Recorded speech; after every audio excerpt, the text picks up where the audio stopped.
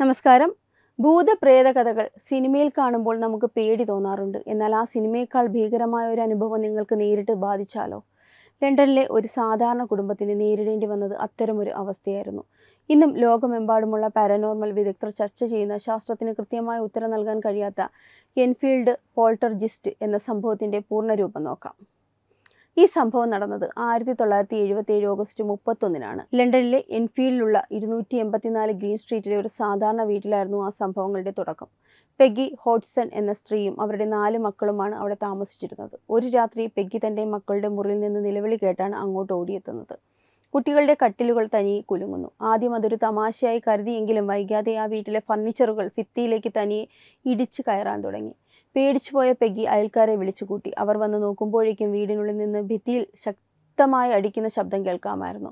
ഉടനെ തന്നെ അവർ പോലീസിനെ വിവരം അറിയിച്ചു. സ്ഥലത്തെത്തിയ കോൺസ്റ്റബിൾ കരോളിൻ ഹീവ്സ് തൻ്റെ ഔദ്യോഗിക റിപ്പോർട്ടിൽ രേഖപ്പെടുത്തിയത് ലോകത്തെ ഞെട്ടിച്ചു. ഒരു കസേര തറയിലൂടെ തനിയെ നീങ്ങുന്നത് താൻ നേരിട്ട് കണ്ടു എന്നായിരുന്നു അയാളുടെ മൊഴി.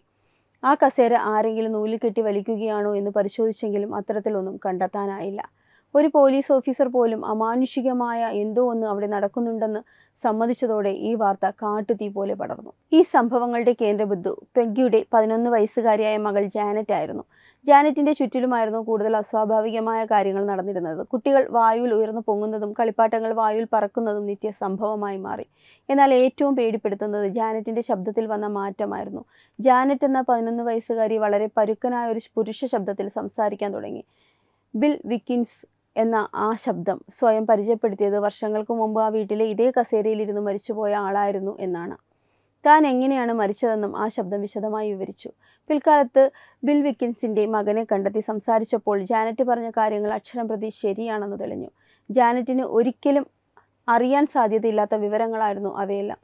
സൊസൈറ്റി ഫോർ സൈക്കിൾ റിസർച്ച് ഈ കേസ് ഏറ്റെടുത്തു. മൗറീസ് ക്രോസ്, ഗൈലിയോൺ പ്ലേഫെയർ എന്നിവർ മാസങ്ങളോളം ആ വീട്ടിൽ താമസിച്ച് പഠനം നടത്തി. അവർ ആയിരക്കണക്കിന് ഓഡിയോ റെക്കോർഡിങ്സും ഫോട്ടോകളും ശേഖരിച്ചു. കർട്ടനുകൾ തനിയെ വട്ടം ചുറ്റുന്നതും ഭിത്തിയിൽ നിന്ന് തീ വരുന്നത് പോലുള്ള പ്രതിഭാസങ്ങളും അവർ നേരിട്ട് കണ്ടു.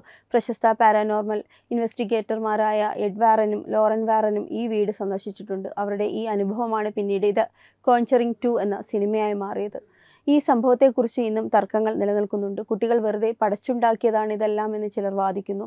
എന്നാൽ ഒരു കൊച്ചു പെൺകുട്ടിക്ക് എങ്ങനെ മണിക്കൂറുകളോളം തൻ്റെ വോക്കൽ കോഡിന് കേടുപാടുകൾ സംഭവിക്കാതെ അത്രയും കനത്ത ശബ്ദത്തിൽ സംസാരിക്കാൻ കഴിയുന്നതെന്ന് ഡോക്ടർമാരെയും ശാസ്ത്രജ്ഞന്മാരെയും അത്ഭുതപ്പെടുത്തി. കൂടാതെ ആ വീട്ടിൽ നടന്ന പല കാര്യങ്ങളും കുട്ടികൾക്ക് ഒറ്റയ്ക്ക് ചെയ്യാൻ കഴിയുന്നതിലും അപ്പുറമായിരുന്നു. 18 മാസത്തോളം ആ കുടുംബത്തെ വേട്ടയാടിയ പ്രതിഭാസം 1978 പതുക്കെ പതുക്കെ കുറഞ്ഞു വന്നു. ജാനറ്റ് പിന്നീട് ഒരു അഭിമുഖത്തിൽ പറഞ്ഞത് അവിടെ നടന്ന കാര്യങ്ങൾ സത്യമായിരുന്നു എന്നാണ്. എന്തായാലും എൻഫീൽഡ് പോൾട്ടർജിസ്റ്റ് ഇന്നും ഒരു നിഗൂഢതയായി അവസാനിക്കുന്നു.